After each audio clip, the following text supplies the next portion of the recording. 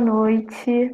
Obrigada pela presença de todo mundo aqui. Toda quarta-feira a gente está aqui fazendo eventos, estamos fazendo.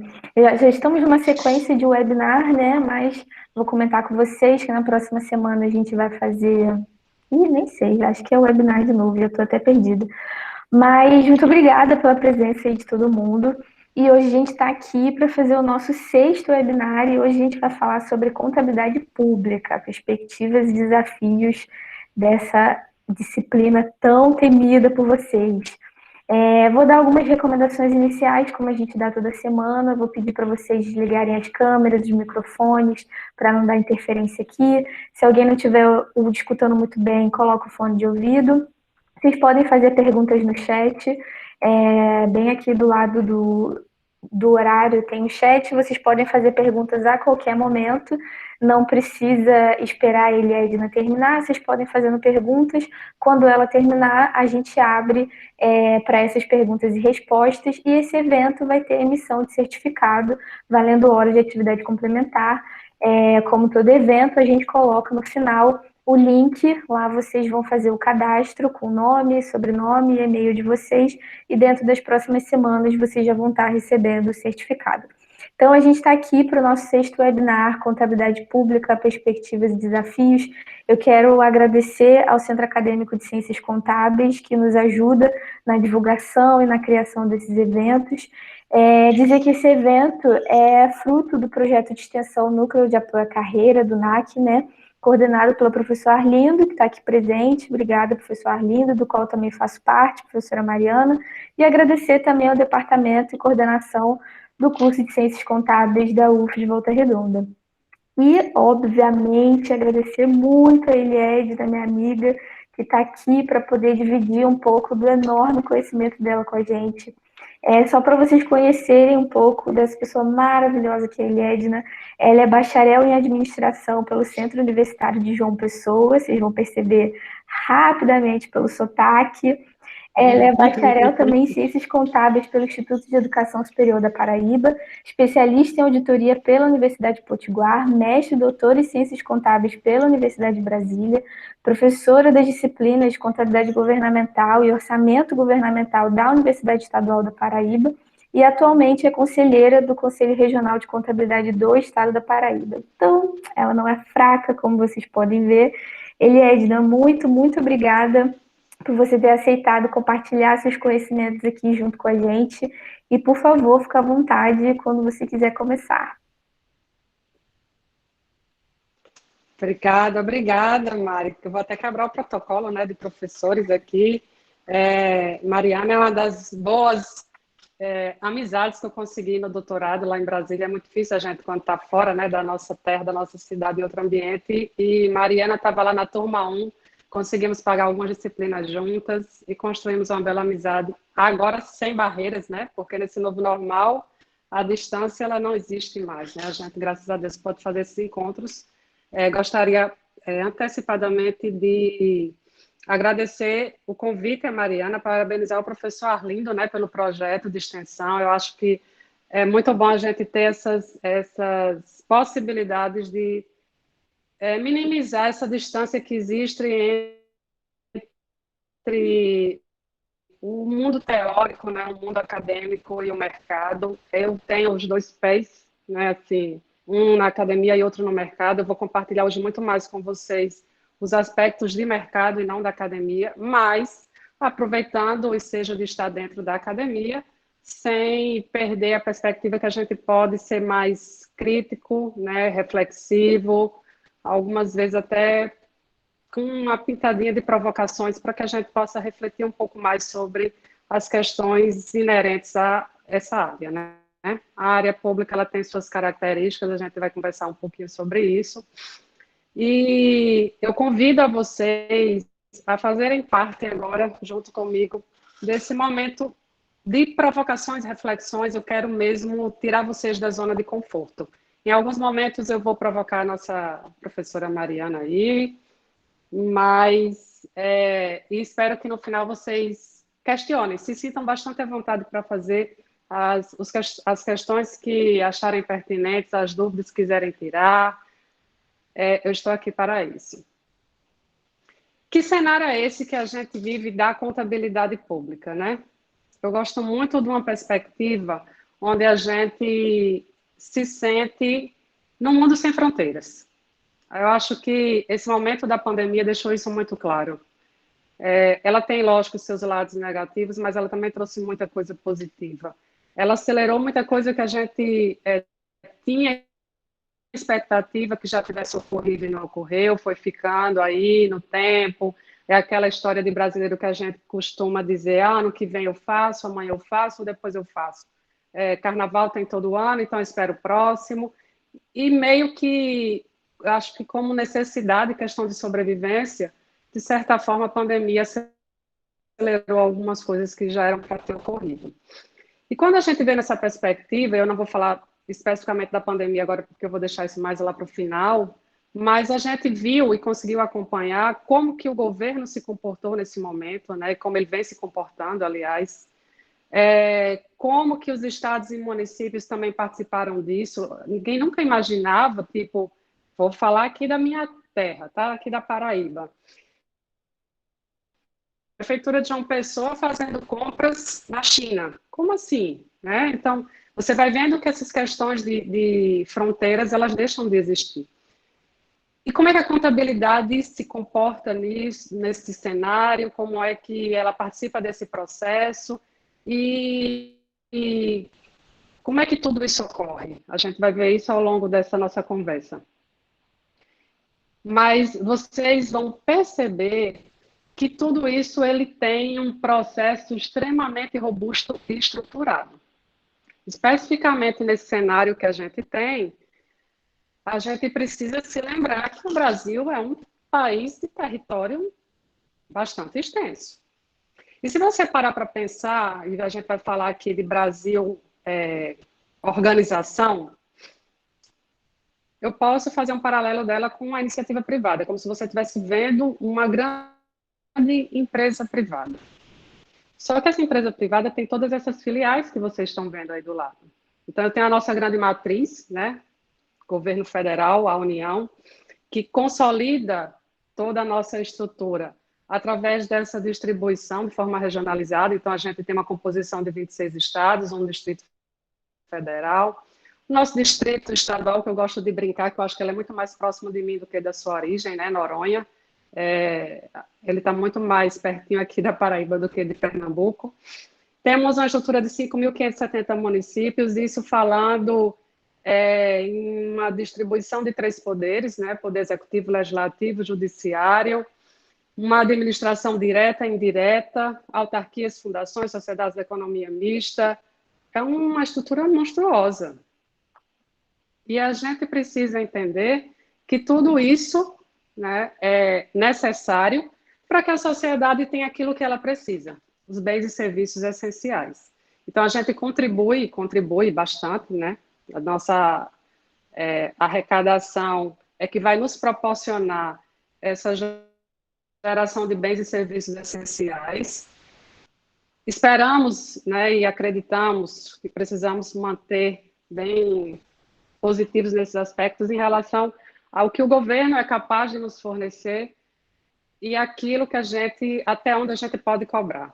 Né? A gente precisa entender essa estrutura como um todo e ter noção desse mundo. É um mundo monstruoso, eu costumo dizer que ele é monstruoso, extremamente complexo. E o que está por trás de tudo isso? A contabilidade.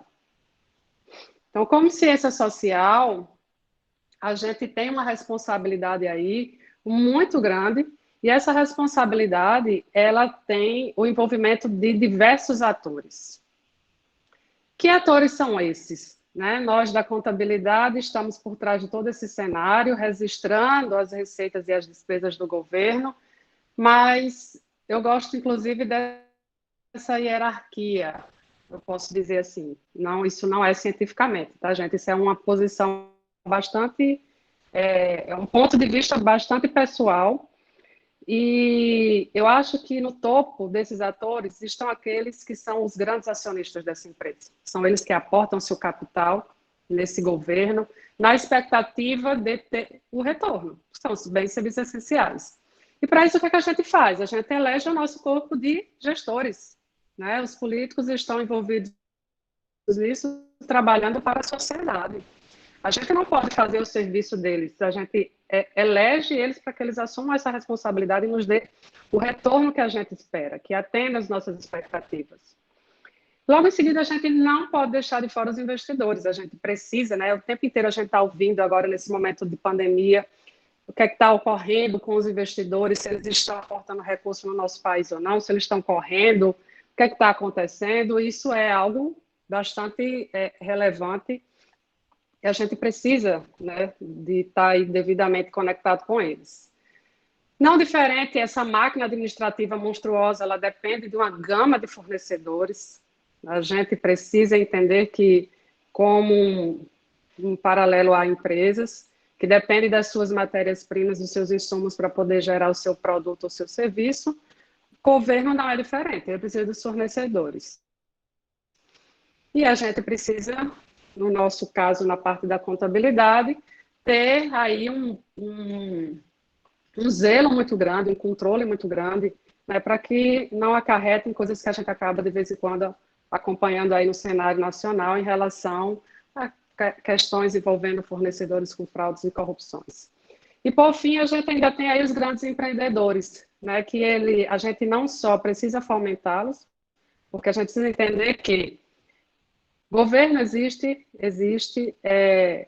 e a principal arrecadação dele depende de uma máquina administrativa e depende principalmente de uma economia ativa.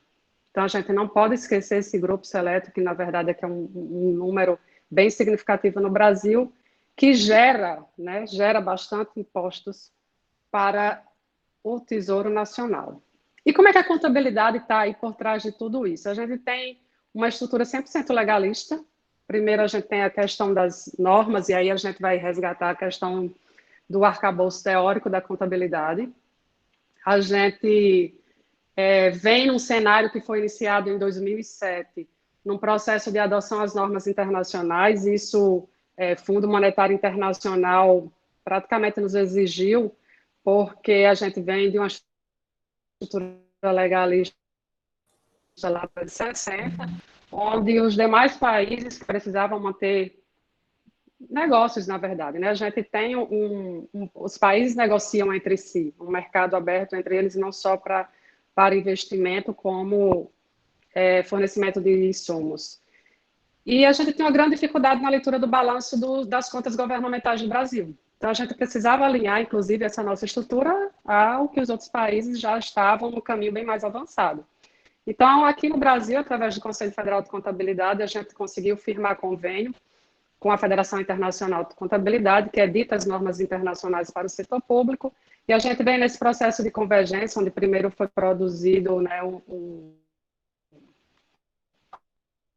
a tradução, que elas são todas em inglês, foi feito o processo de tradução, a gente ainda está no processo de convergência, e logo em seguida, o Tesouro Nacional fez parte também, entrou junto, né, nesse contexto, e é quem elabora os nossos manuais. É a nossa Bíblia do dia a dia que a gente segue. Aqui está o nosso manual de contabilidade. A 8ª edição é o que a gente está com ele em vigência. Então, dentro desse material, a gente tem um conjunto, né, desde a parte orçamentária até a parte patrimonial, do que é o nosso dia a dia. Está tudo aí, é o nosso passo a passo. Eu costumo dizer que a Bíblia fica em cima do nosso birô, porque no momento de dúvida de algum processo que a gente precisa consultar, ele está lá do lado. Mas a gente não pode esquecer que, antes de tudo isso, a gente tem a nossa primeira legislação, a nossa grande lei maior, que é a 4.320, ela já tem 56 anos, mas em plena vigência. Ela, né, é responsável aí pela nossa estrutura orçamentária e pelos nossos balanços. Ela vem sofrendo, vamos dizer assim, adequações em função do manual, que a gente não pode deixar de cumprir a lei, mas em função e diante do processo de convergência, a gente está trabalhando com as duas coisas.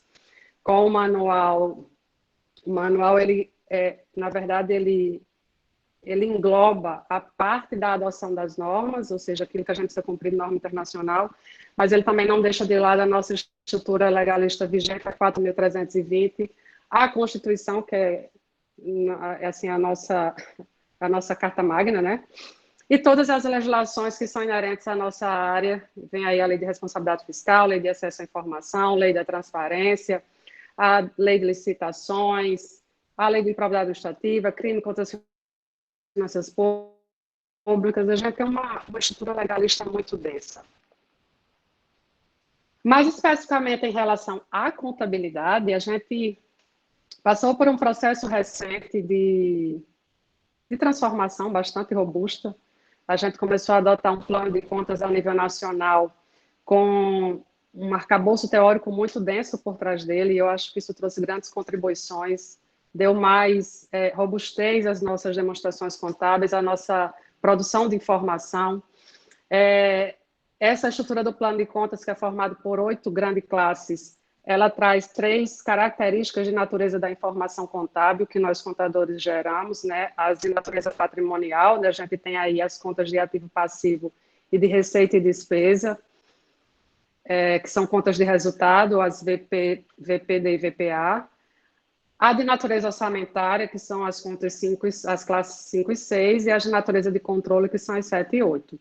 E aí, se a gente visualizar num aspecto geral, vocês conseguem observar que as 4 primeiras grandes classes são contas patrimoniais.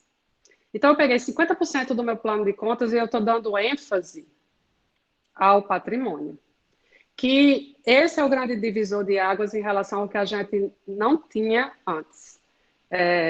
Esse plano de contas ele entra em vigência a nível nacional, em toda aquela estrutura que a gente viu, em 2014, e de lá para cá a gente tem um período de corte. Eu tenho informações das demonstrações contábeis antes e pós essa estrutura. E a gente vê que o volume de informações que passam a ser geradas, elas são bem mais significativas.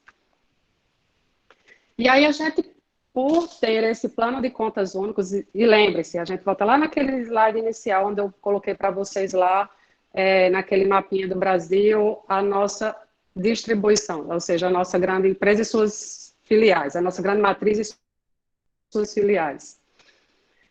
Para que a gente consiga gerar o que a gente chama de balanço geral da União, consolidação de toda aquela estrutura, a gente só consegue isso porque a gente tem um plano de contas único. O que difere da iniciativa privada, porque na iniciativa privada o que é que a gente tem?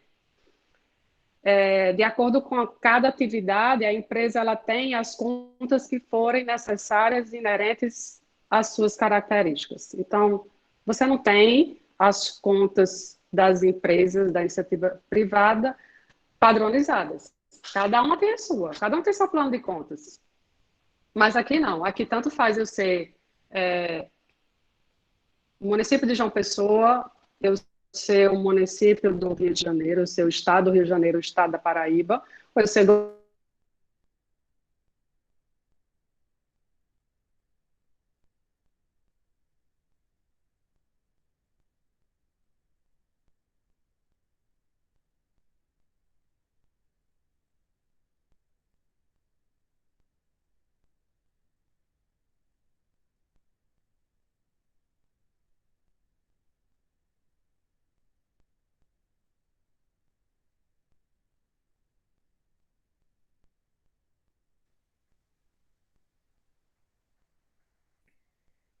Acho que travou ali, Edna.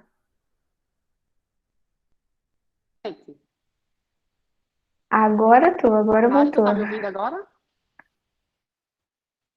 Tinha ficado Eu acho que totalmente tinha sem som caído e sem aqui. áudio, professora. Tá só. Oh, tá. Então eu vou retomar aqui a fala. Então, esse relatório contábil, gente, de propósito geral, na verdade, ele é um conjunto de relatórios que a contabilidade no setor público ela gera.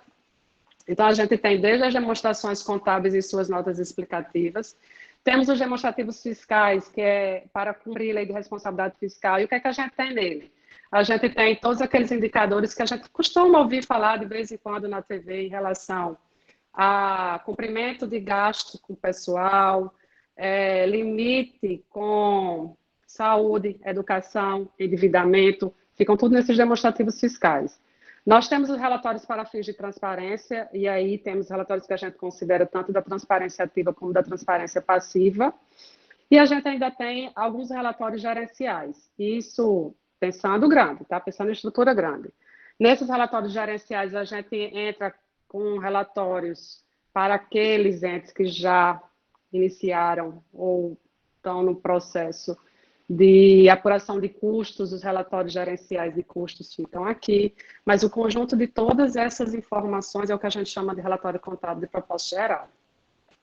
E são eles que nos permitem, né, conversar com todos aqueles atores que eu falei para vocês. A gente conversa, na verdade, com aqueles atores através dessa gama de relatórios que nós geramos. E aí, agora é a minha vez de provocar a Mariana. Eu quero saber, Mariana, você que aí é da área de comportamental, que fez experimento, eu quero que você fale aí em nome dos seus alunos. Eu quero que você fale em nome dos seus alunos como é que você vê o contador do setor público. Então, a gente está fazendo uma série de eventos desde quando começou a pandemia, né? E a gente fez um evento que se chama Trilhas da Carreira Contábil. Nesse evento, a gente chamou, né, ex-alunos para poder dar suas experiências de como eles estão hoje no mercado de trabalho, como foi o processo seletivo e tudo mais. E o último que a gente fez foi na área pública. E aí eu tive muita dificuldade para conseguir montar o evento, porque não tinha ex-alunos que tinham virado contadores públicos. Tive muita dificuldade. E no final a gente conseguiu 2 alunos, e o que a gente percebeu a partir da experiência deles é que, claro, foi bastante difícil ter entrado ter passado na prova, né, ter entrado para o concurso, mas que eles são pessoas. Bom, essa foi a minha impressão, né? Tô falando aqui para todo mundo, mas é a minha impressão. Que eles têm uma carga de trabalho muito grande e que eles são sozinhos. Eles não têm nenhuma outra pessoa para poder auxiliar eles no trabalho. Esses 2 alunos, ex-alunos, na verdade, né? Eles são contadores de uma prefeitura. Uma de uma prefeitura aqui próxima, eu estou no sul do Rio de Janeiro, né, a Universidade em Volta Redonda, uma cidade aqui próxima, Barra Mansa, e o outro está numa cidade no Paraná, também no interior. E só tem eles, só tem o contador e mais ninguém para poder auxiliar eles. E aí eles relataram as dificuldades, principalmente agora, com todas essas mudanças, que eles precisam estudar sozinhos, procurar o conhecimento sozinho, modificar os procedimentos sozinhos. Então, assim, pelo menos a experiência que a gente viu deles, uma experiência solitária e de muita responsabilidade, não só porque está lidando com o dinheiro do contribuinte, mas porque não tem essa coisa da troca, que é muito fácil da gente ver na área privada, pelo menos. Pois é, Mari, é exatamente assim que eu também me vejo. A sensação que a gente tem, nós que somos profissionais da área pública, é que somos invisíveis. Porque você vê o volume de recursos que diariamente é gerado nesse país, o volume de recursos envolvidos na geração e na produção de bens e serviços essenciais da saúde, da sociedade, então, como a saúde, a educação, a segurança. Por trás de tudo isso, diariamente, tem um contador fazendo o registro, o lançamento contábil da receita e da despesa pública. E essa informação ela tem que ir para os portais de transparência, no que a gente chama de tempo real, ou seja, eu tenho até 24 horas após o meu lançamento para colocar isso no mundo da internet, no mundo virtual. E eu não consigo me sentir partícipe desse processo aos olhos dos outros. É como se, para o próprio contribuinte, para os próprios gestores, a gente não existisse. É um ser invisível. É um conflito que eu tenho é uma percepção, assim, minha pessoal, né? Mas que me incomoda, porque, como você mesmo disse, o tamanho da responsabilidade nossa, a carga de tarefas que a gente tem, ela é ininterrupta. Você tem que lembrar que o Tesouro ele não para de arrecadar, ele arrecada 24 horas, os 365 dias que o ano tem. À medida que qualquer pessoa está consumindo, aquilo está gerando tributo que está indo para o cofre público e que eu vou ter que lançar. E ninguém percebe que existe alguém por trás disso. A gente não percebe isso pela própria forma que os meios de comunicação trabalham. Eu acho que tem uma deficiência aí também, porque é muito perceptível você ser chamado para fazer algum comentário. O advogado, que geralmente é o procurador do município, do estado, do próprio governo federal, mas é o procurador, é o economista, bem menos o administrador, e não aparece, mas não aparece em hipótese nenhuma o contador, ou os contadores envolvidos, né? Porque quanto maior o ente governamental, a gente, na verdade, tem uma grande equipe ali por trás. Mas essa sensação que eu tenho eu acho que é perceptível por todos nós que somos da área. E aí, sabe o que é que eu faço? Eu tenho um meio de acho que é de me acalentar, de me sentir útil. Acho que é o Pequeno Príncipe, né, que diz que o essencial é invisível aos olhos. Então, o essencial aí, para estar todo dia registrando toda a receita e despesa, volume de recursos desse país, o essencial é invisível aos olhos. Os contadores públicos, eles não são visíveis para a sociedade como um todo. E aí, apesar de sermos invisíveis, né, eu não gostaria que isso fosse dessa forma, mas a gente tem diversas perspectivas de trabalho. Mariana colocou aí muito bem que ela teve uma dificuldade de encontrar ex-alunos nessa carreira. E aí, como a gente está na academia, eu acho que é possível fazer algumas críticas e reflexões. Eu acho que o curso aí de vocês não é diferente da formatação do curso aqui da Universidade Estadual da Paraíba. Nós só temos 2 disciplinas de contabilidade aplicada ao setor público. Na verdade, uma que eu ainda bato em relação a isso. Uma nem é contabilidade, porque uma é orçamento público, e só tenho mesmo uma disciplina de contabilidade. E eu fico sempre me perguntando e questionando como que a academia é capaz de formar um profissional com tamanha responsabilidade apenas com uma disciplina durante 4, 5 anos que o aluno passa no curso. Contato que a gente tem é muito pouco. E esse profissional, ele se torna profissional, ou porque, e aí eu vou abrir aqui, tá, um parecinho, que é o meu caso, ou porque é filho de peixe, né? A história do filho de peixe, peixinho meu pai é contador público, ex-auditor do Tribunal de Contas, já é aposentado, abriu o escritório dele e eu entrei na contabilidade trabalhando com ele no setor público desde sempre. De outras formas, você vai via concurso, que você vai morrer de estudar muito, porque a nossa área de concurso geralmente passam engenheiros, economistas, dificilmente passa contador, são os que menos passam. Tem diversas pesquisas, inclusive, que o professor César gosta de fazer em relação a isso. E aí acaba que a gente tem um mercado muito, eu posso dizer assim, carente, extremamente carente, mas, ao mesmo tempo, cheio de perspectivas. Então, eu acho que a academia está pecando. Ela tem uma deficiência que ela não consegue, não sei por quais motivos, tem diversas variáveis aí envolvidas, mas a gente não tem olhos, não volta os olhos para esse tipo de profissional. E aí ele pode ser um contador, que é o meu caso, eu sou contadora autônoma, né? Tenho a minha empresa. Você pode atuar como auditor, e aí a gente tem os auditores de carreira dos sistemas de controle interno, controle externo, então, tribunais de contas, controladorias, sempre tem concurso para a carreira do auditor público.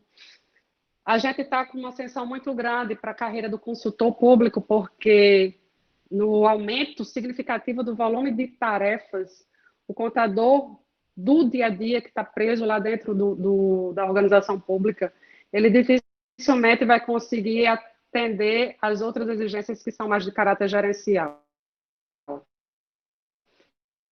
E aí ele precisa ter o consultor ali do lado dele que vai estar, na verdade, com um trabalho mais gerencial. A gente tem um aumento muito grande em todo o país da necessidade do perito contábil no setor público.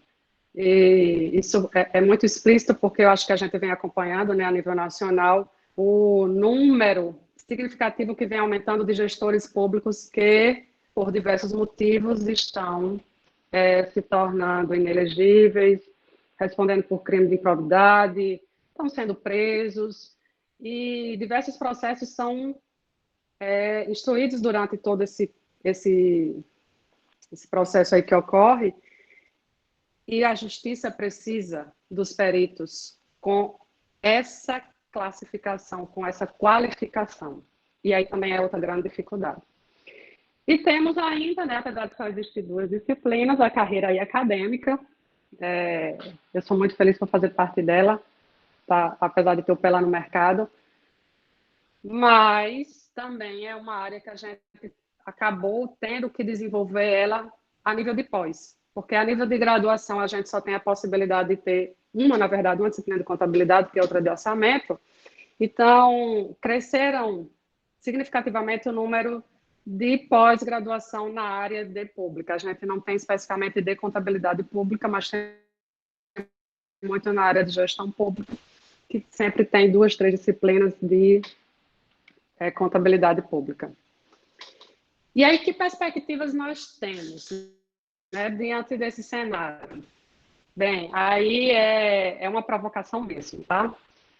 Queria muito viver nessa expectativa de que o nosso dia a dia, assim, bem arrumadinho, né, bem graficamente distribuído, e a gente está só observando, mas não é assim, gente. O nosso dia a dia, a nossa realidade é essa outra aí. O que é que o setor público tem de característico que nos dá essa realidade aí tão conflituosa, né? É que todos os dias a gente tem atos e fatos que a contabilidade precisa registrar que você não tem como prever. Diferente da iniciativa privada, que você tem um processo produtivo sistematizado, controlado, devidamente planejado, no setor público as coisas acontecem de forma ininterrupta, diariamente. Tudo as coisas vão acontecendo e você sempre tem um fato novo, um evento novo, algo que não foi visto ainda, que não foi visto. O pior dos seus pesadelos e é imaginar que a gente ia viver uma pandemia dessa. Ninguém. Como que o nosso orçamento público iria prever tamanho impacto?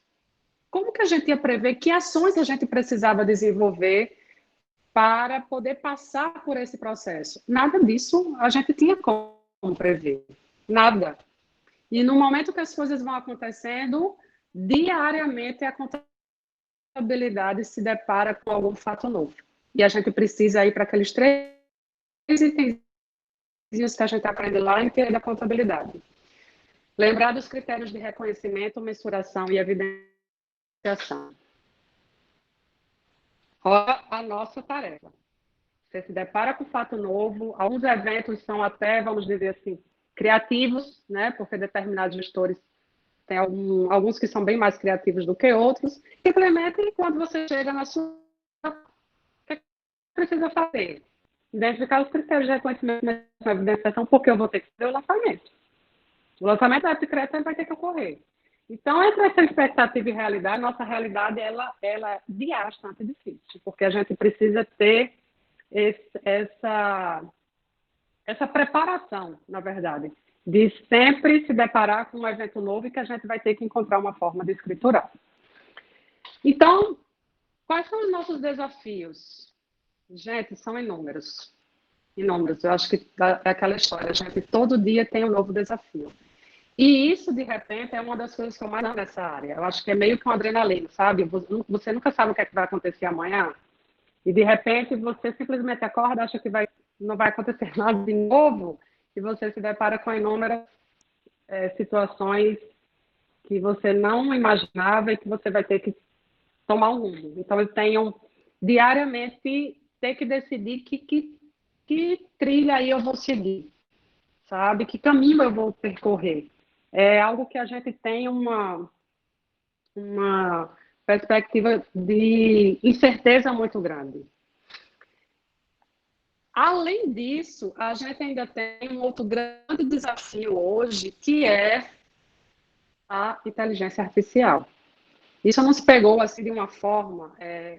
Eu já não sou nem, né, nem tão jovem quanto Mariana, mas consigo ainda me adaptar mais a essas questões tecnológicas.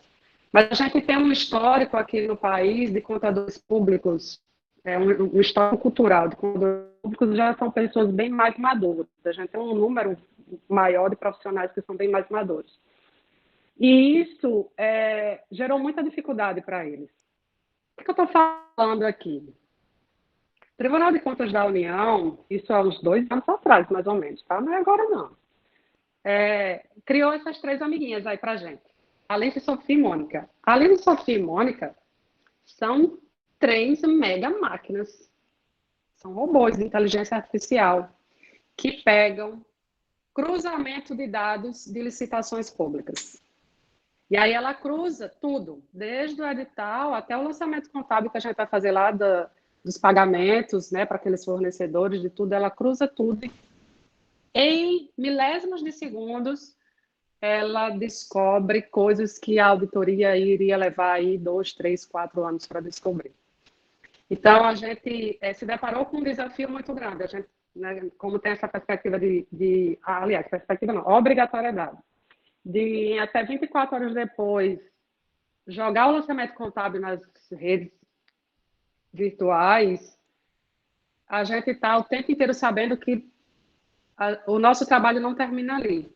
E que ele vai cair exatamente, não só em Alice, Sofia e Mônica, como várias outras aqui na Paraíba. A gente tem uma robozinha chamada turmalina, né? Turmalina é uma das pedras mais preciosas do mundo e existe aqui na Paraíba.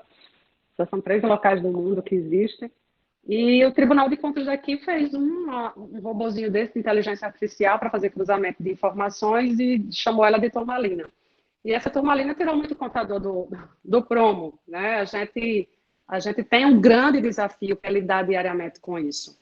E isso avançou muito, e vou dizer a vocês, nesses 4 meses que a gente está levando aí de pandemia, a evolução nessa área foi monstruosa no setor público.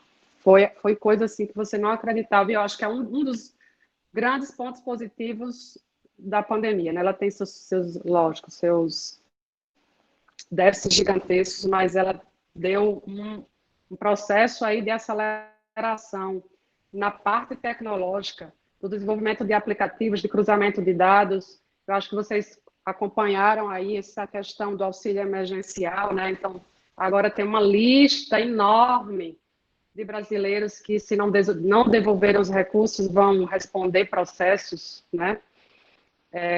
Junto à Polícia Federal, porque fizeram lá o cadastro aplicativo e achavam que depois não ia dar em nada.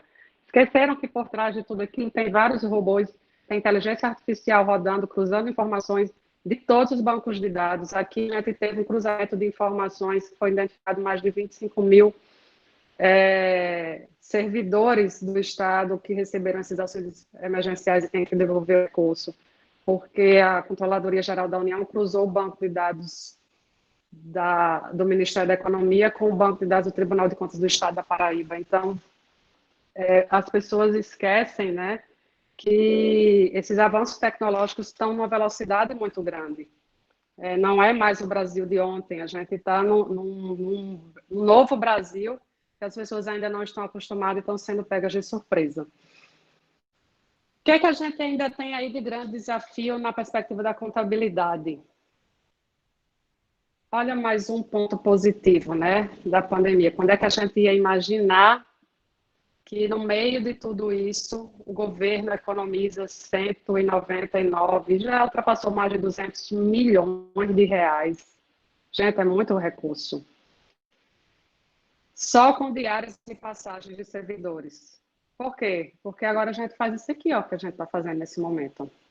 A gente faz a reunião virtual, cada servidor no seu local do país, e uma hora a gente resolve tudo. O que antes eu precisava de diárias, passagens aéreas, é um custo altíssimo que foi identificado, aí no caso de redução, né? E isso chama atenção para um grande desafio no setor público. A gente sabe que precisa reduzir tamanho de máquina, porque não dá mais para aumentar a tributação para arrecadar mais. A carga tributária nossa já é muito alta, então preciso cortar gastos. De repente você observa, né, e isso é possível ser visto porque a contabilidade fez o registro, no caso, o reconhecimento da despesa que não ocorreu, porque a gente tem a previsão de gasto para passagens, para diárias, e no que ela não ocorreu, eu consigo visualizar lá no meu orçamento, na execução, o quanto que eu fui economizando disso a cada mês que foi passando, né? E isso traz um desafio que ainda é muito primário na nossa área, que é a apuração de custos no setor público. Eu tive o prazer de participar de várias palestras com o professor Lino Martins, aí vocês aí do Rio de Janeiro devem ter ouvido falar muito mais nele do que eu. E ele dizia assim, eu não entendo qual é a dificuldade do Brasil em apurar custos, porque você não precisa de um método robusto, você precisa simplesmente, começa fazendo um rateio, se tu começar a fazer um simples rateio, tu vai chegar a alguma informação relevante para a sociedade. E é algo que a gente ainda é muito embrionário, é mais uma perspectiva aí de trabalho diária para a contabilidade no setor público, né, para nós profissionais, mas que precisa avançar. O que é que eu trago aqui para vocês? Rapidamente, um recorte, e isso aqui é bem novinho, né? Foi publicado agora em julho. O relatório contábil do Tesouro Nacional em relação à União. Ela traz uma análise, é um relatório bem interessante, eu convido vocês, eu deixei o link aí, inclusive no slide, eu convido vocês a depois a baixarem, fazerem a leitura dele, mas ele está na perspectiva de identificar exatamente o nosso patrimônio. E aí, outro ponto bastante desafiador no setor público. Enquanto na iniciativa privada a gente tem controle rígido, né, do patrimônio, eu sei aquela história do grupo de acionistas, os proprietários da empresa, eles sabem o que é deles. A questão do ser público, ele traz um problema cultural. É aquela história, o bem não é meu, não é teu, não é... e ao mesmo tempo é de todo mundo. E as pessoas esquecem desse pequeno detalhe, que na verdade ela é de todos. Os bens são de todos. E a gente tem um grande desafio, e isso eu estou saindo agora do governo federal, vou para uma estrutura de base, a nível de municípios. A maioria dos municípios são municípios de pequeno porte, e eles não têm estrutura mínima de controle patrimonial. Uma das grandes dificuldades que a gente brinca, a gente que é da área, vem cá, aonde estão os bens? Aonde estão os bens? E você vai para a leitura do balanço patrimonial e vai ver lá o que é que tem de bens e o que é que tem nota explicativa, já que não sabe muita coisa. É uma das nossas grandes deficiências. Mas aqui eu trago para vocês um pouco disso, lógico que isso aqui está a nível de governo federal, né, a nível de União. E dentro desse relatório a gente tem isso aí, ó. Isso aqui é o nosso balanço patrimonial, e eu quero chamar a atenção para vocês, que de um lado a gente tem o nosso ativo, do outro nós temos o nosso passivo. Um passivo aí de mais de 8 trilhões de reais em 2019, mais um ativo de 5 trilhões e meio. Então, quando o nosso ativo, né, é menor do que o nosso passivo, a gente tem um resultado patrimonial negativo, que é o que a gente chama aí de passivo a descoberto. Então, o nosso PL aí é o que na iniciativa privada a gente chama de prejuízo. O nosso prejuízo acumulado aí é da ordem de quase 3 trilhões de reais. Isso 2019. A expectativa para 2020, diante do que veio acontecendo aí da pandemia, ela é expectativa bem mais negativa, né? Então, se a história sabe, aquilo que ele ainda pode piorar, é bem isso aí. que é que eu quero chamar a atenção aqui para vocês? O volume de dívida que a gente tem, né? Por isso que o passivo ele é tão elevado, a gente tem um nível de endividamento muito elevado no Brasil. Mas eu chamo a atenção para vocês também para esse meio aí do ativo, que é dos créditos a receber. Olha como é engraçado, né? O contribuinte que não recolhe os seus tributos, o governo vai e reconhece aí na dívida ativa o direito a receber desse crédito. Se vai receber ou não vai receber, ele, de certa forma, ele infla nosso ativo. Ele, até antes daquela nossa nova estrutura de plano de contas, era uma conta extremamente frágil, identificada pela auditoria, por ser muito fácil de manipular. Então, quando eu precisava evidenciar um resultado patrimonial mais positivo do que o que eu tinha, eu gerava muito crédito a receber. Quando eu precisava fazer o inverso, eu dava baixa nesse crédito a receber. Ela sempre foi uma conta muito questionável. Depois daquela estrutura nova do plano de contas, de 2000, a partir de 2014 para cá, a gente incluiu naquela última linha lá nas contas de controle, as últimas classes 7 e 8, a conta de controle desses créditos a receber aí, que é a da dívida ativa.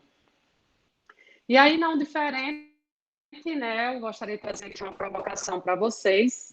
Eu, na verdade, ia perguntar à Mariana se ela sabia quanto era o patrimônio líquido aí do governo do estado do Rio de Janeiro, não da Paraíba. Mas, já prevendo que...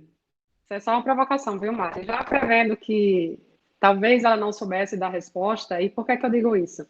Porque essa é uma provocação que eu sempre faço em sala de aula, gente. Eu sempre pergunto aos meus alunos, vem cá, você está sentado aqui numa cadeira pública, né, universidade pública, custeada pela sociedade, e você sabe qual é o nosso patrimônio? A gente não sabe, gente. A sociedade, como um todo, contribui com essa carga tributária que a gente tem altíssima, mas ela não sabe qual é o patrimônio que ela tem. Infelizmente, é meio que generalizado, o sistema acumula um patrimônio negativo, né? Então, a gente viu lá o governo federal com quase 3 trilhões de PL negativo. Aqui vocês têm mais de 100 milhões de reais de PL negativo. Uma característica deficitária do sistema. A gente, por mais que a gente tenha muita arrecadação, a gente não retribui, não gera ativo para a sociedade. A gente tem um nível de endividamento, acaba tendo um nível de endividamento muito alto, uma máquina administrativa muito, talvez assim, maior do que ela deveria ser. A gente precisava reduzir essa máquina administrativa para começar a gerar mais ativo do que passivo. Aqui é um pouco dos desafios nossos diários. Vocês podem acessar lá o nosso Tesouro Nacional. Aqui é o responsável por todas as nossas riquezas, né? A nível daquela estrutura lá dos primeiros slides que eu mostrei para vocês, do mapinha do Brasil, está aqui. Toda a receita e despesa, não só do governo federal, como estados e municípios, em cada figurinha dessa aqui, na verdade, são links de acesso que vai te levar aos lançamentos contábeis das receitas e despesas, das transferências, das nossas dívidas, dos nossos ativos. Convido a vocês, quem não só, né, quem é da área, como quem também não é da área e quer conhecer um pouco mais, chama atenção aqui para os alunos que ou vão desenvolver artigos ou até mesmo trabalho de conclusão de curso. Nosso banco de dados do setor público está aqui. Então, aqui é possível você acessar, inclusive, dados históricos, que a gente acha em planilha de Excel, já vem tudo tabulado. Em alguns casos, dependendo de qual seja a informação, ela já vem deflacionada. Nosso grande banco de dados está aqui, é um banco de dados público que a gente pode explorar muito e fazer grandes pesquisas e dar nossa contribuição acadêmica. Aqui é um dos nossos, já estamos na reta final, um dos nossos maiores desafios atuais. Para a iniciativa privada, a governança ela é bem mais evoluída. Para o setor público, a gente está num processo de implantação. Inicialmente, a gente está a nível de governo federal, quem já está num processo um pouco mais avançado, sendo aí, vamos dizer assim, normatizado pelo Tribunal de Contas da União. Ele, inclusive, fez um, um conjunto de documentos, que em alguns casos a gente pode até chamar de manuais, e ele separa exatamente aí por áreas, que são esses íconezinhos que vocês estão vendo. Então, a gente já tem a governança no centro de governo, nas políticas públicas, a governança pública organizacional, a de gestão de pessoas, de gestão de TI, a de aquisições e de riscos organizacionais. Lembrando que a gente está ainda isso na esfera a nível de governo federal, estados e municípios. Estados, alguns já começaram, São Paulo é exemplo nisso, mas a nível de município isso está bastante cenário. É uma grande área para muito trabalho de mercado, para muito trabalho científico e de um grande desafio, que aqui também me traz uma inquietude muito grande. É que o que eu estou acompanhando é que nesse cenário está entrando muita gente da área de direito, está entrando muita gente da área da administração, está entrando muita gente da área da economia e pouco ou quase nenhum contador. E não pode se esquecer que por trás de tudo isso aqui está tudo isso que eu falei para vocês. Então, como é que tudo isso vai ser desenvolvido sem um contador participar desse processo? E aí, nas minhas considerações finais, antes de chegar à minha mensagem final, eu queria só deixar assim, um pouquinho de reflexão para vocês.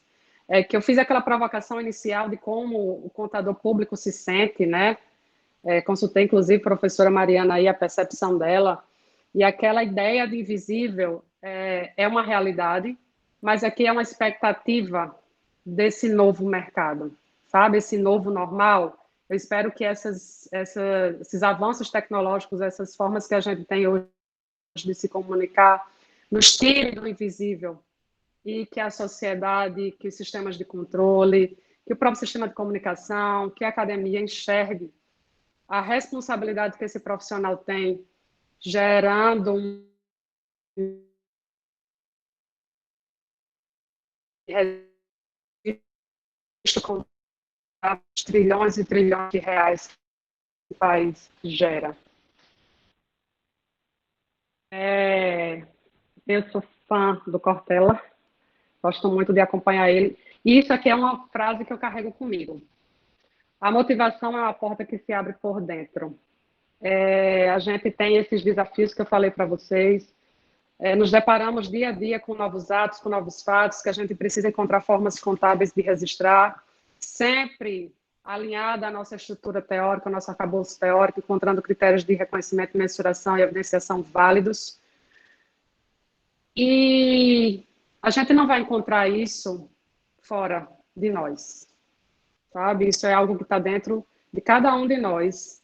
Essa motivação diária de acordar, de enfrentar essa profissão, de saber o tamanho da sua responsabilidade, às vezes não tão positivo, né? Às vezes a gente se sentindo tão desconectado de tudo, tão invisível, como eu falei para vocês, mas, repito, né? O Pequeno Príncipe é essencial e invisível aos olhos. Então a gente vai, encontra forças e começa tudo novamente. E assim vai diariamente. A gente precisa se automotivar e saber que estamos fazendo, cumprindo a nossa missão como ciência social, apesar de não ter a visibilidade que a gente gostaria de ter, mas a gente, no fundo, volta para casa, vai dormir sabendo do tamanho da missão que foi cumprida.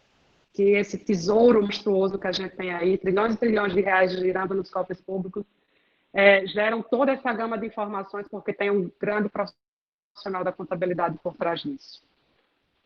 Aí estão os meus contatos.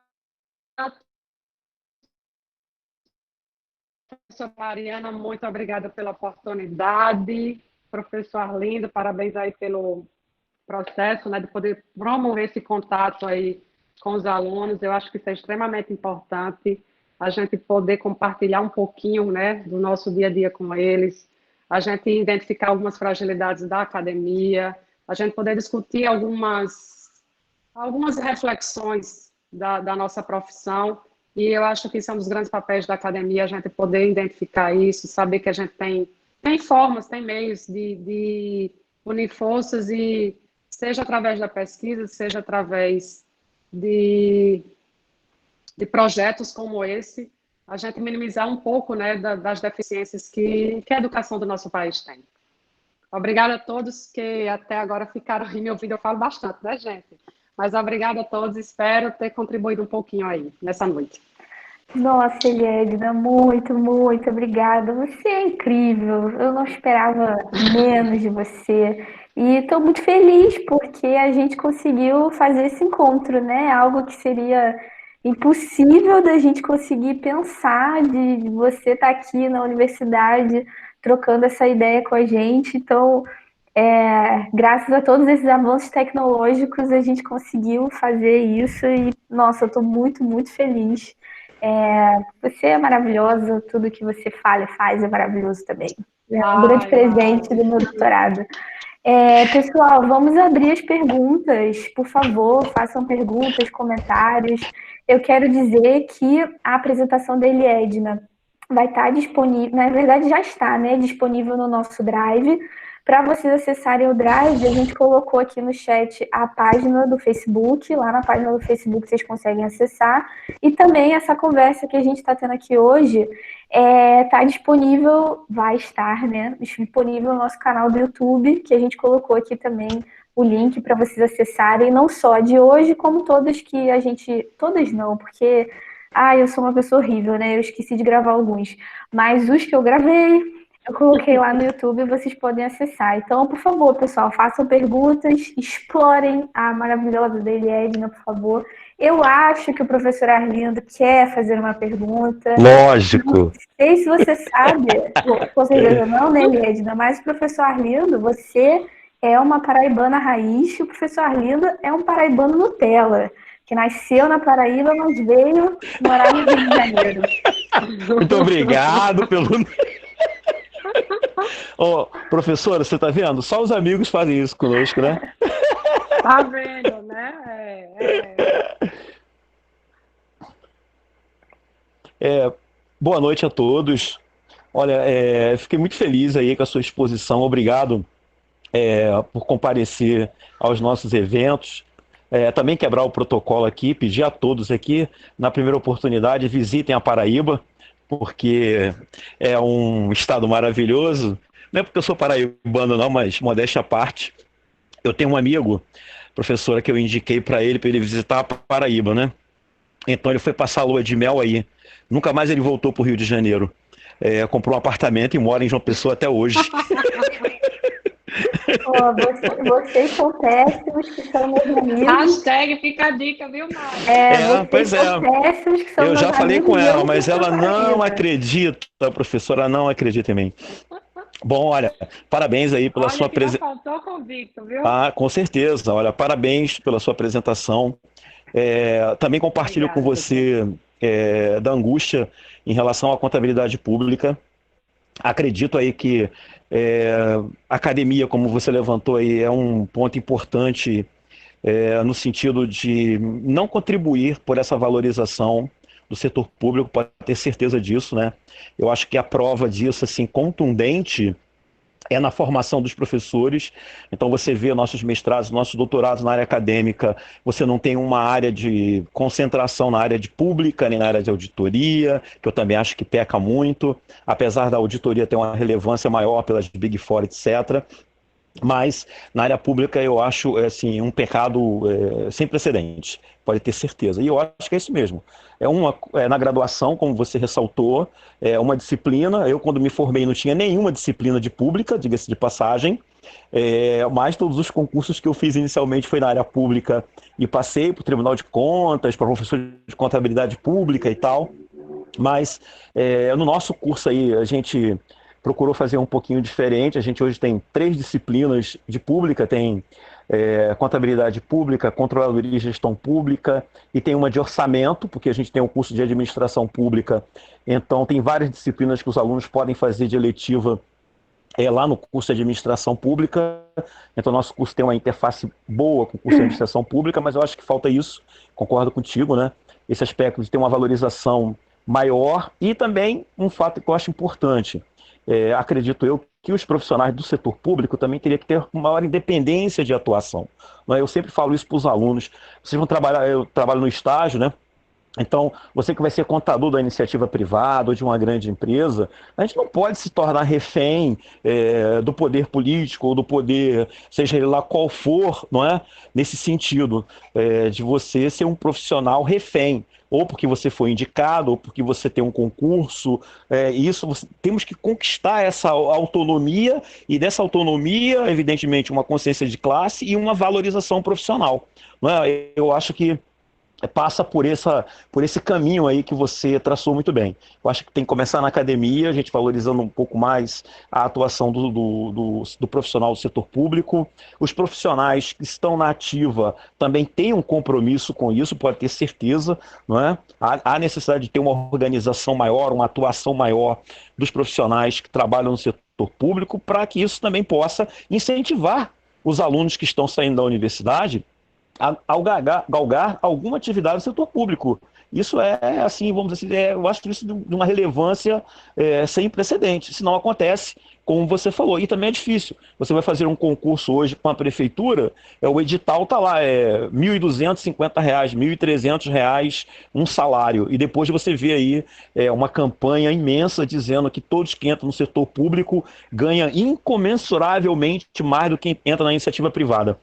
Então, se a gente pegasse os contadores e alguns profissionais da área pública, você vai ver que isso é muito pontual. Você vai encontrar um ou outro órgão, uma autarquia, uma fundação que oferece para alguns cargos, vamos assim dizer, um salário de ingresso na carreira pública maior do que você encontra no mercado.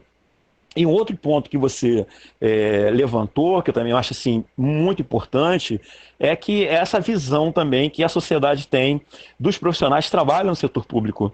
Não é? Porque normalmente quando você vê, exemplo, aqui no Rio de Janeiro, recentemente, a controladoria e o desvio também das funções, porque a controladoria vai junto com a polícia prender o cara.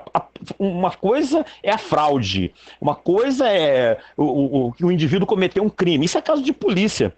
Isso não é caso de controladoria, não é? Isso não é caso de controle interno, isso não é caso de auditoria.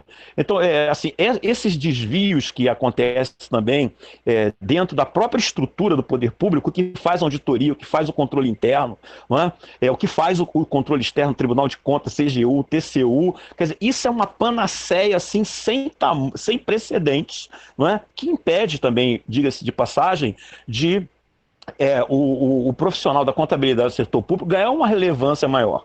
Não é? E, diga-se de passagem também, um engessamento legal, que você dá um passo, não é? O cara vai entrar com processo contra você, vai fazer uma representação contra você. Então, quer dizer, esse emaranhado que você traçou bem aí no setor público, eu acredito também que isso dá vamos assim dizer, inibe, eu acho, né? Eu não sei, teremos que fazer uma pesquisa sobre isso, junto aos contadores do setor público, né? Mas, via de regra, todos esses órgãos, tanto os órgãos de controle interno, controle externo, controladoria, só aparece no local de fraude.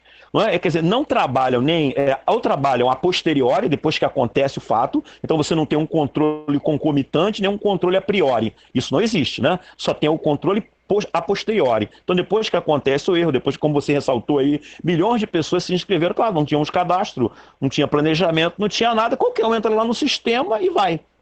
Esse é um ponto relevante da sua fala que estou complementando aqui para ressaltar a relevância, evidentemente, do que, obviamente, você colocou aqui. Mas eu acho que é isso. Essas definições têm que estar claras, né, em relação à controladoria do setor público, à auditoria do setor público, o papel do controle interno, o papel do controle externo e como que a contabilidade faz a interface com esses elementos, com esses órgãos de controle. Isso era muito importante. Mas eu, particularmente, assim, acredito que o ponto principal é os profissionais. Acredito eu que os profissionais, hoje, que estão na área pública, teriam, assim, um papel muito relevante, vamos assim dizer, né, de levantar essa bandeira de valorização maior em todas essas áreas. Né? No Tribunal de Contas tem contador, na CGU tem contador, nos órgãos de controle interno tem, nos órgãos de controle externo também. Então, isso seria muito importante. Agora, Um parênteses aqui, uma coisa que queria ouvir você nesse sentido, que eu acho que falta muito ao setor público. A gente tem muitos dados, muitos relatórios, muitos controles, muitos percentuais de aplicar na saúde, aplicar na educação, etc. Mas eu particularmente, acho que faltam duas coisas essenciais para que a gente possa galgar um pouco mais de, vamos assim dizer, de se dar conta do quanto que representa esse nosso papel no setor público. Primeiro, é uma ausência total de planejamento das ações governamentais. Eu acho que já começa por aí, né? O indivíduo, seja ele governador, prefeito ou presidente da República, assume uma gestão sem nenhum tipo de planejamento, de plano, de absolutamente nada. Então, é um improviso a todo momento, a toda hora. Ok? E que esbarra na legislação, ou na fraude, ou no erro. Por aí, então, os órgãos de controle ficam perdidos, pois a gente não tem um planejamento. Isso é a regra geral, né? Então, evidentemente que isso ocorre. Eu até tinha um amigo que ele participava de um partido político, eu falava com ele, cara, todos os candidatos tinham que dar ideia de administração pública, planejamento na área pública, políticas públicas, tinha que dar um passando desse aí para esse pessoal quando vai se candidatar, porque a gente não tem isso, não temos planejamento de absolutamente nada, nem de curto prazo, nem de longo prazo, nem de médio prazo. Então, eu acho que isso aí também inibe. E um outro elemento que, além de não ter o planejamento, é o aspecto qualitativo da informação. Investimos 500 tantos milhões na saúde. Quantas pessoas ficaram boas? Não é? Tantos bilhões em educação. Quantas pessoas sabem ler, quantas sabem escrever? Esse aspecto da qualidade dos resultados que são apresentados, que aí eu particularmente acho que é extremamente mais relevante se tratando na área pública do que os números, né? Porque os números propriamente dito para o setor privado, ele é interessante. Quanto é que deu de lucro, quanto vai ser o valor da ação para o investidor, isso está maravilhoso. Agora, para o setor público, ele teria evidentemente uma conotação completamente diferente em termos qualitativos. Então a gente precisa saber quantos hospitais temos, qual é a demanda daquele hospital, para aquela área, quantas escola, saneamento básico. Então esses elementos em termos tanto sobre o aspecto qualitativo, sobre mais o aspecto gerencial, de benefício que aquele recurso gerou para a sociedade, isso seria assim, infelizmente, diga-se de passagem, como a gente tem pouca contabilidade gerencial no setor público, então sobra muita contabilidade, vamos assim dizer, mais formal, legislativa, engessada, não é? Quando, na verdade, se perde o foco maior do que seria, de fato, o papel do contador no setor público em fazer a demonstração exatamente desses benefícios sociais que, na aplicação dos recursos que foram gerados para a sociedade. Aí eu acho que isso também são esses dois pontos, você entende? Que na sua fala aí, eu acho que complementa. Você estava falando aqui, eu doido para falar também, porque eu acho esses dois pontos assim, imprescindível, né? Nós não temos isso. A gente não tem isso, a gente presta conta, mas a gente não sabe quantos meninos entraram na escola, quantos foram alfabetizados, né? Quantos foram ao hospital que foram curados, né? E isso, assim, é uma coisa de louco. E, assim, particularmente, eu não sei a sua opinião, também gostaria de ouvir, eu acho que não é falta de legislação, porque a 4.320, eu acho que ela é, assim, anos-luz ao tempo. Não é? Tanto que com toda a modificação que a gente teve com as normas de contabilidade, ela permanece lá. E eu acho que não foi assim um desleixo do legislativo. Eu acho que ela não foi, desde o início, desde os anos 60, aplicada na sua plenitude. Ok? Porque você vê, lá você tem o sistema de custo para os órgãos públicos dos anos 60. Então você vê que teve que aparecer uma norma, como se fosse uma grande novidade, você implantar um sistema de custo. Isso já tem na Lei 4.320 desde os anos 60. Não é? Também não há motivo para não ter prestação de contas. Também na Lei 4.320, quando você não tiver Tribunal de Contas, a Câmara de Vereadores, por exemplo, já que temos tantos municípios, pode contratar contadores para emitir pareceres sobre as contas daquele município, né? Então a própria legislação ela já permite que haja isso. Então falta, assim, um pouquinho uma questão política, evidentemente, né? A gente não vai ser insano dizer que a contabilidade está isenta disso, ainda mais no setor público, pelas escolhas que o gestor público faz, mas eu vejo esses três lapsos de carência que eu acho que você ressalta muito bem na sua fala. Eu acho que essa ausência de planejamento, a gente fica desnorteado. A questão acadêmica, tanto na graduação, no mestrado, no doutorado, né, em relação à própria temática do setor público, da contabilidade governamental. e essa questão dos relatórios de qualidade da informação, dos resultados que aqueles recursos que foram controlados, aqueles recursos que aparecem no relatório de despesa, de receita, no balanço patrimonial, no financeiro, o quanto que isso tudo trouxe de benefícios para a sociedade, entendeu? Acho que, desculpa, falei pra caramba, né? Sabe? Não é normal, o professor fala dessa, é natural que isso ocorra, mas eu acho que essa carência falta demais. Mas é isso que você falou, é um desafio, é uma luta, para quem está na academia, para quem está saindo da academia, mas eu acho principalmente para os profissionais que estão no mercado de trabalho, que tem que dar essa perspectiva, né? Frequentar mais a academia, frequentar mais os cursos, para trazer essa perspectiva para os novos profissionais e que eles saiam da universidade com essa perspectiva diferente do quanto que eles podem contribuir para mudar esse estado que nós temos aí, ok? Me alonguei, né? Me desculpa, me perdoa, mas sabe que o professor fala demais.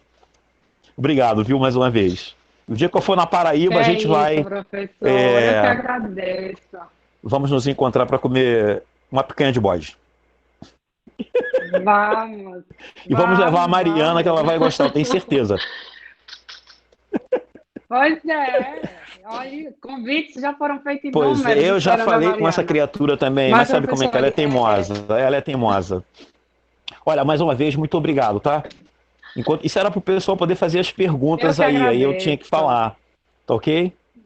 Aguardo suas considerações. Muito obrigado. Eu que agradeço. Eu que agradeço. Fico muito feliz assim, em saber que eu não estou só, né, nesse cenário. Tem mais alguém comungando aí dessa ideia. Sem dúvida nenhuma, a gente tem sérios problemas, né, de planejamento, a gente tem sérios problemas no... Eu ainda vou tocar aqui em outro ponto, mas fator político, né, o nível, o tipo de gestores que a gente elege, né, e a gente tem esse terceiro ponto que o senhor falou aí da questão, eu acho que das informações gerenciais que a gente peca muito. A gente tem uma gama de relatórios. A própria LRF, ela gera tanto relatório, e aqueles relatórios monstruosos, colunas e mais colunas, que os números ficam minúsculos para você ver, e que, eu confesso, eu tenho diversos colegas de área de profissão que não sabem nem ler aqueles relatórios. Não sabem. E aí eu fico perguntando qual é a missão da gente nesse momento para com a sociedade. Porque se meu colega que tem essa formação, tem essa competência, ele tem dificuldades em ler esses relatórios, imagina a sociedade, que quem deveria, na verdade, ter uma leitura muito fácil. Eu acho que a gente tem ainda, um processo, eu acho que não muito curto, acho que é um processo a longo prazo, mas a gente precisa começar a gerar informação mais útil, clara, precisa, gerencial. A sociedade ela necessita desse retorno. A gente precisa saber exatamente essas características que o senhor apresentou. Eu quero saber questões de qualidade, eu quero saber o retorno efetivo desse recurso aplicado. Eu gosto muito de provocar meus alunos, e nos cursos que eu dou, eu digo assim, olha, é engraçado como algumas perspectivas são diferentes no contexto governamental. Se eu chegar aí para a turma de vocês e disser, isso eu sei porque meus alunos fazem isso comigo, tá? Vocês sabem quanto é o salário da Mariana? Ah, sabem. Sabem que foram lá no sistema e viram, porque o salário da Mariana é público. Mas o salário da Mariana é público desde o momento que saiu o edital do concurso. Porque já sei lá o valor que ela vai receber. Que ela vai adquirir com o passar dos anos, né, que são os direitos que a gente tem adquirido, é outra coisa, mas sabe, não sabe. Quanto que custa cada aluno nosso? E olha que, né, vamos para um processo de detalhamento maior, o meu aluno da manhã, ele tem um custo, o meu aluno da noite, ele tem outro. E quanto custa esse aluno, cada aluno? E outra coisa, ele tem um custo que eu não sei se necessariamente ele vai me dar um retorno. Será que ele vai ser ativo depois que ele se formar? A sociedade investiu 4 ou 5 anos de recurso nele, nós investimos capital intelectual nele, e ele depois de fato vai ser ativo, ele vai gerar fluxo de benefício com todo aquele investimento. Então, assim, são muitas perguntas que a gente não tem respostas, e eu não vejo nem de perto hoje perspectiva de resposta disso. porque a gente não trilha esse caminho, a gente não trabalha nesse caminho. E, de fato, é uma deficiência muito grande. Eu acho que se a gente tivesse mais respostas desse tipo, talvez a forma da gente ver o recurso público, a forma de ver o gestor público, a forma de ver todo esse sistema fosse um pouco diferente, né? Enquanto a gente só tiver com esses relatórios cheios de números, que cá para nós também, né? Com a linguagem técnica muito específica da área, a forma, as denominações que a gente dá às contas, as classificações que a gente faz, não é para qualquer um ler, né? Os próprios auditores que a gente chama de auditores leigos, que são aqueles que não têm formação em contabilidade, eles têm uma mega deficiência, uma grande dificuldade, na verdade, de interpretação, e às vezes a gente ganha muitas defesas de gestores públicos em função, a gente sabe que, na verdade, é da falta de conhecimento que eles tinham de determinadas classificações e denominações que são específicas da nossa área. Então, professor, acho que a gente tem tanta coisa ainda para fazer. Ai, não vou ver mais ainda nessa vida, talvez numa outra, mas é muita coisa na área, muita coisa. Eliedna, o Ramon, nosso Oi, aluno, Mari. está fazendo uma pergunta para você. Ele está perguntando o seguinte: os professores da UF sempre falam que o papel do contador está sendo alterado na iniciativa privada, diminuindo a parte de escrituração e aumentando o auxílio na gestão da empresa. Como que você vê o papel do contador no setor público? Isso. É inversamente proporcional. O papel nosso é inversamente proporcional da iniciativa privada. É uma coisa que eu também me questiono muito e gosto muito de provocar isso, esses tipos de reflexões. Por quê, né? Por que que a iniciativa privada anda anos-luz na nossa frente? Por que que as coisas funcionam na iniciativa privada e não funcionam no setor público? E aí a gente não pode fazer essa distinção, porque a gente tem que se lembrar que é uma organização. Eu tenho características diferentes, mas é uma organização. Seja organização pública, organização privada, é uma organização. O professor falou muito bem aí da questão da importância do planejamento. Você consegue enxergar qualquer empresa de grande porte sem planejamento? Ela é incapaz de viver sem planejamento, ela não toma nenhuma decisão sem um planejamento robusto, consistente, ela não vai lançar um novo produto no mercado sem uma mega estrutura de pesquisa, de comprovação, disso, daquilo, outro. E aí a gente que faz no setor público? Não faz, né? Não faz nada disso. Todos aqueles indicadores que a gente tem do IBGE, todos eles parece que a gente se pergunta para que é que serve se não for para economista estar dando notícia no jornal. Porque a gente não utiliza, inclusive, aqueles indicadores, apesar de alguns terem falhas, vamos dizer assim, na métrica deles, não poderia ser de outra forma para ser mais preciso, mas independente disso, são indicadores. Eles revelam uma característica daquela sociedade. E como é que eu vou gerar bens e serviços para aquela sociedade se eu não conheço esses indicadores? Quais são as grandes deficiências que aquela sociedade tem? No que é que eu vou canalizar o recurso que eu tenho para ela? Porque senão eu vou pegar uma grande parte daquele volume de recurso e vou gerar outros bens e serviços que não necessariamente é a necessidade da sociedade. Mas por que que isso ocorre? Por que que tanto volume de recurso vai literalmente rala abaixo?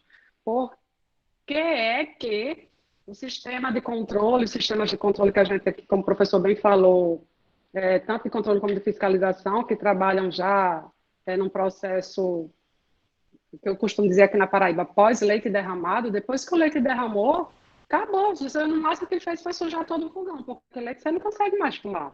Ele não vai voltar mais para a xícara ou para o copo. E aquele recurso, mas assim, o que retorna, o que a gente consegue recuperar daquele recurso é quase nada. E às vezes, na maioria das vezes, não é mais nada, porque aquele gestor público que provocou aquele desvio de finalidade, ou seja lá o que for o enquadramento aí, ele já está num outro processo onde ele não adianta você pedir bloqueio de bens porque ele não tem nenhum bem no nome dele. Aquele recurso não vai retornar mais aos cofres públicos. A sociedade ficou com prejuízo. Então, assim, a gente tem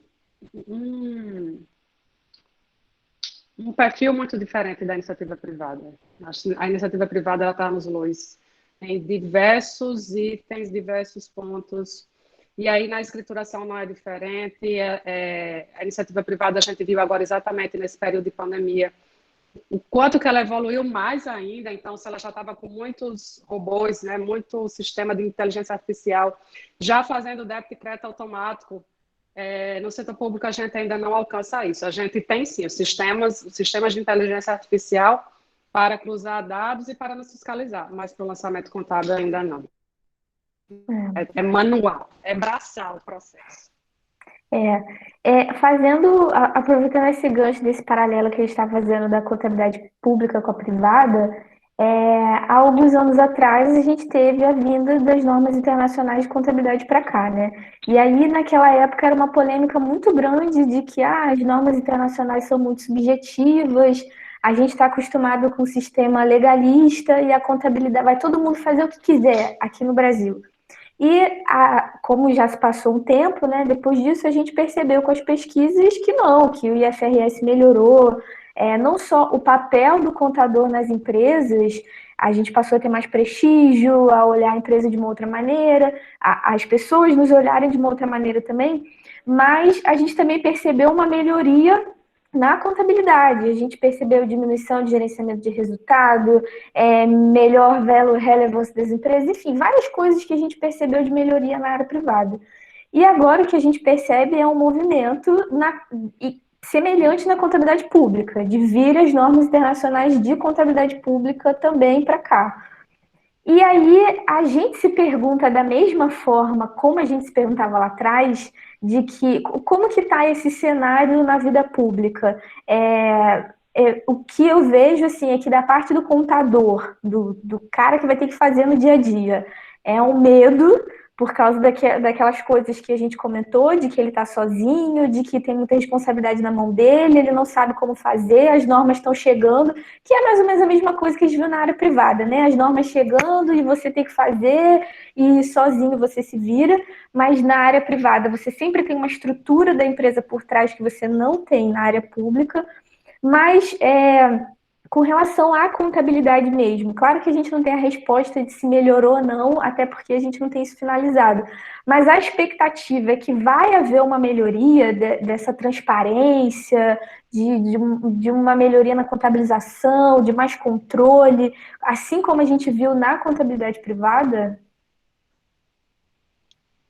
Sim, Mari, a gente já vê, né? Na verdade, o nosso processo aí de convergência foi iniciado em 2007, então a gente já tem um tempinho aí de estrada, só que ele é um processo muito mais lento, ele não ocorre na mesma velocidade que ocorreu na iniciativa privada.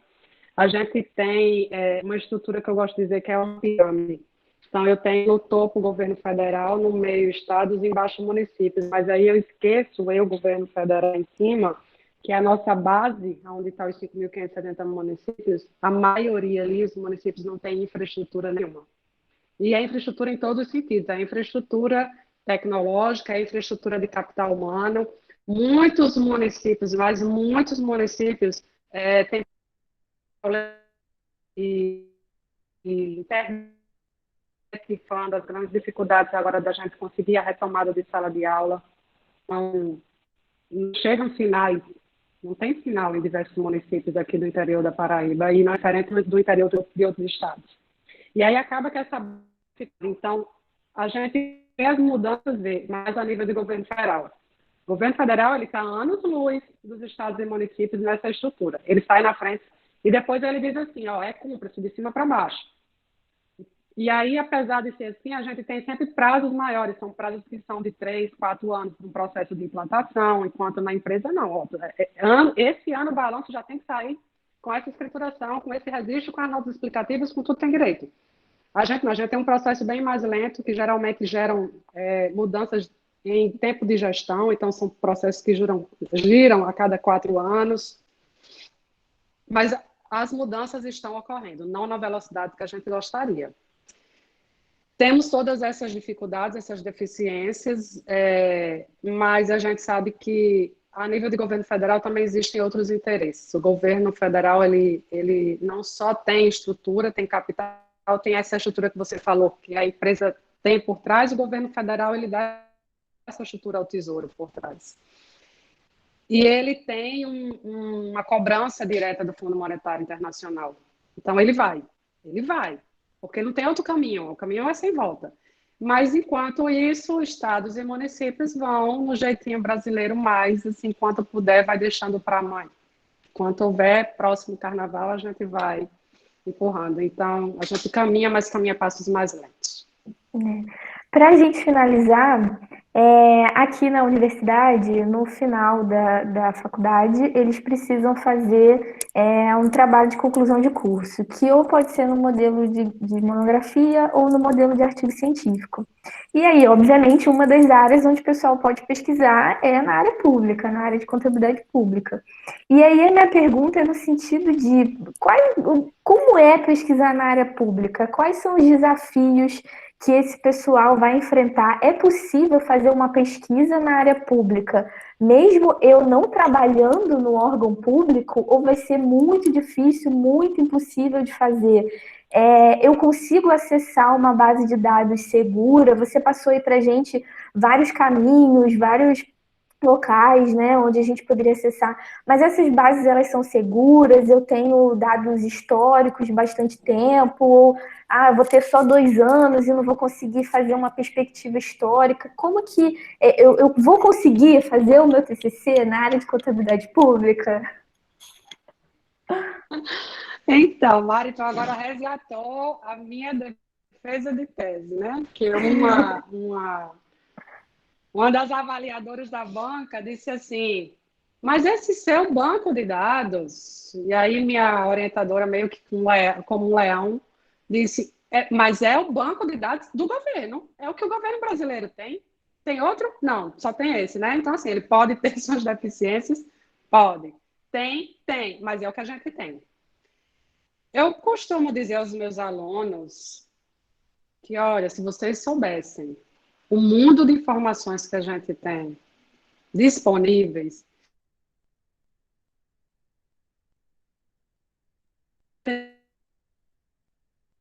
precisa de pedir, não precisa de pedir acesso, né? Uma das grandes dificuldades é a gente não só ter acesso, como a empresa permitir esse acesso, né? É uma das grandes dificuldades. Mas no setor público, o dado é público. E ele está lá disponível. Você vai estar em casa na hora que você quiser e vai começar a baixar e vai começar a montar seu banco de dados. Agora, temos problemas? Temos, né? A questão do banco de dados ser confiável. Primeiro, é o único banco de dados que a gente tem. É a plataforma do governo, está tudo lá, os dados históricos, é o que a gente tem. Tem problemas? Tem inúmeros problemas. O governo ele mantém, além do Tesouro Nacional, um outro portal chamado Siconf, e hoje, inclusive, a gente é obrigado a enviar uma coisinha chamada matriz de saldos contábeis. Matriz mesmo, aquela que a gente aprendeu lá, de calcular manualmente, só que a gente manda ela automaticamente, via sistema. Por quê? Porque em forma de matriz, o sistema de inteligência artificial pode cruzar qualquer coluna com linha e gerar qualquer tipo de informação que ele precisa. Então, a gente já não manda mais os relatórios como a gente mandava antigamente. Pronto, a gente manda a matriz e o sistema gera os relatórios. A gente está trabalhando para que a gente nem mande mais o balanço geral, porque quando eu mando uma matriz, quando eu fechar o exercício, o próprio sistema vai gerar o balanço geral. Então, isso é um mega banco de dados. Agora, problemas. A gente não tem sistema padronizado a nível nacional.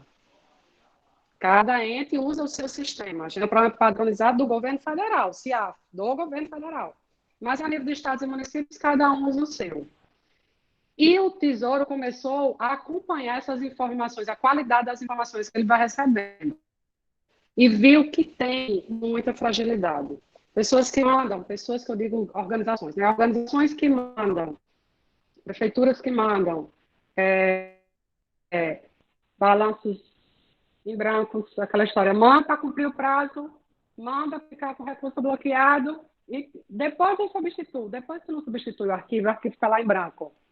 Ou está só preenchido uma parte dele e a outra não. As demonstrações contábeis são perfeitas, elas conversam entre si, né? Se você pegar o resultado do exercício e levar para o acumulado do PL, ele está lá. São informações que você tem como conferir se ela está o que a gente chama de batendo ou não, né? No processo de conferência. E eles, quando começaram a fazer essas conferências, eles identificaram que as informações não estavam batendo exatamente por inconsistência do sistema. E eles agora estão numa mega tarefa, porque os entes que estão fazendo isso vão ser penalizados. Eles estão desenvolvendo ferramentas mais robustas e consistentes de cruzamento de dados e de checklist mesmo, para fazer a leitura no momento que a gente vai dar carga no sistema. Porque aí ele já vai dizer, olha, isso aqui está inconsistente, não vai conseguir enviar o em branco para cumprir prazo. Não vai. Então, assim, mas é o que a gente tem. Só que, gente, é muita coisa. É muita informação de receita, de despesa. É um mundo muito grande de se pesquisar. Ah, Eliana, mas eu não sou da área pública. E eu não consigo um acesso a um professor da área pública para me orientar nesse sentido. Quando a gente quer pesquisar, né? Quando a gente deseja muito conhecer algo, a gente vai ter as dificuldades, vai ter as barreiras, mas a gente vai fazer. Essa limitação, eu acho que é algo muito mais que a gente acaba impondo, ou colocando como obstáculo, sabe? Carla, vocês muito bem quem é, Carla não é da área pública, mas o que é que eu fui fazendo? Todas as minhas dúvidas eu botava Carla. Carla, eu acho que hoje ela sabe contabilidade pública, não tem muita gente. Ela diz assim, amiga, eu não gosto. Aí é outros 500, né? Eu não gosto. Mas eu aprendi tanto participando das bancas que se o aluno chegasse para ele e pedisse uma orientação, ela ia conseguir, porque ela sabe onde tem os bancos de dados disponíveis. A gente tem a questão, a gente não pode esquecer, gente, que o nosso arcabouço teórico é um só. Ativo, passivo, PL, seja no setor público ou no setor privado, é um só. Então, a estrutura conceitual nossa é única. Eu vou estar trabalhando com objetos diferentes? Vou. Finalidades diferentes? Vou. Mas, por trás, ela não muda. O débito de crédito é um só. Dificuldades tem, não é fácil. O banco de dados tem sua realidade, tem, mas é o único que a gente tem. E é muito robusto. É muito robusto. Você dá para brincar com as ferramentas estatísticas, dados em painel, regressões, modelagem, para validar os dados, porque são muitos dados. São muitos dados. Você montar um banco de dados de uma variável. Se você montar um banco de dados de uma variável com 5.570 municípios, você já morre. Exatamente. Falou regressão, já deu até um frio na espinha aqui, hein? Olha só. Né? Bom, a gente está se aproximando do fim, né? Eu vou colocar, demais. Eu vou colocar aqui para vocês no chat o link, né, para vocês emitirem o certificado. Entre nesse link, vocês coloquem nome, sobrenome e e-mail. Nas próximas semanas, a gente vai mandar para vocês o certificado, vocês vão receber no e-mail que vocês colocaram. E como bons contadores que somos, né, vamos fazer uma conferência das pessoas que efetivamente estão aqui nesse evento. Então, não adianta se cadastrar se não tiver. Eliedna, nossa, eu quero te agradecer muito, muito, muito. Não tenho palavras para poder te agradecer a sua disponibilidade, por ter dividido com a gente todo o seu conhecimento. Você é uma pessoa incrível que eu sou muito feliz de poder ter te conhecido, apesar de termos compartilhado muitos momentos de sofrimento e dor, mas é assim que a gente faz de verdadeiras amizades, nos períodos de dificuldade. Estou muito feliz de você estar aqui com a gente, dividir os seus conhecimentos, e saiba que a UF está de portas abertas para tudo que você quiser, tudo que você precisar. Sempre que quiser bater um papo com a gente está aqui. Fazer algum tipo de pesquisa, a gente está aqui também. Então, saiba que a Universidade Federal Fluminense está de portas abertas para você, e muito, muito feliz por você ter aceitado esse convite, ter compartilhado com os nossos alunos aqui seus conhecimentos. Muito obrigada. Eu que agradeço, Mari. Fiquei tão feliz, é tão bom, né, que agora nesse momento difícil que vem todo mundo passando, a gente conseguir encontrar outros caminhos, outras formas de não só manter nossos relacionamentos, né, manter a nossa ciência viva, manter nosso trabalho ativo. Eu acho que essas coisas é que nos fortalecem para que isso passe de forma menos difícil, vamos dizer assim. A Universidade Estadual da Paraíba também está de portas abertas. Eu acho que essas redes, né, que a gente chama, a rede de atores, conseguir linkar esses pesquisadores, tocar essa participação de eventos, eu acho que enriquece muito. Eu acho que é aquele do novo normal sem volta, né? A gente não pode mais regredir. Acho que tem que ser daqui para frente. Eu fico muito feliz quando eu vejo isso da parte da academia, trabalhos como esse de extensão, é algo que não tem ainda lá na UFPB nesse sentido. A gente ainda é um pouco mais caro em relação a essas perspectivas, mas espero que no segundo momento a gente consiga evoluir um pouco mais e a gente trocar, né, esses conhecimentos, levar um pouco do seu conhecimento também lá do comportamental, que é fantástico. Meus alunos estão cada vez mais encantados com esse mundo. Carla também foi um pouco para esse lado, né, do comportamental e despertou muita curiosidade dos alunos, questão do experimento. É uma linha de pesquisa extremamente crescente e forte, né, principalmente na contabilidade. A gente precisa entender um pouco mais do comportamento, né? E prática, por que, né, os gestores se comportam com esses orçamentos aí, com esse tipo de planejamento que o professor falou, com essas fragilidades todas que a gente tem muito fator comportamental por trás de tudo isso também, né? Então, a gente tem muita coisa para pesquisar e muita coisa para conectar entre as áreas. Parabenizo ao professor pelo brilhante aí, pelo brilhante projeto de extensão. Mari, morrendo de saudade. Muito. Esperando você aqui na Paraíba. E, gente, muito obrigada a todos que participaram, ficaram aí firmes e fortes até agora nos escutando. Foi um prazer imenso, imenso. Estou muito feliz por ter compartilhado com vocês. Muito obrigada, Eliane. Acabando a pandemia, eu tô aí, hein? Me espere que eu estou chegando na Paraíba. Bem. E, pessoal, só para avisar para vocês que na semana que vem, toda quarta-feira a gente está tendo evento, semana que vem a gente vai ter um webinar que a gente vai falar sobre a estrutura conceitual. A Eliedna falou várias vezes aqui, né, para vocês, eles têm uma mesma estrutura conceitual e tal, e a gente sabe que agora, dia 1º de janeiro de 2020, ela passou por uma grande modificação nessa estrutura conceitual, e eu vou trazer um grande amigo nosso também, Eliedna, o Josimar, um grande especialista em estrutura conceitual, sabe tudo sobre o assunto. Ele vai trazer não só um pouquinho do passado para a gente, mas principalmente desse futuro, o que a gente espera dessa estrutura conceitual aí para frente. Então vai ser muito legal também, assim como foi hoje com a Eliedna. Muito, muito obrigada. Pessoal, muito obrigada também pela presença de vocês aqui hoje. Se cuidem, pelo amor de Deus, se cuidem. E semana que vem a gente está aqui todos juntos, tá bom? Beijo, beijo, beijo a todos vocês. Fiquem com Deus. Beijo, gente. Tchau, obrigada. Tchau, beijo.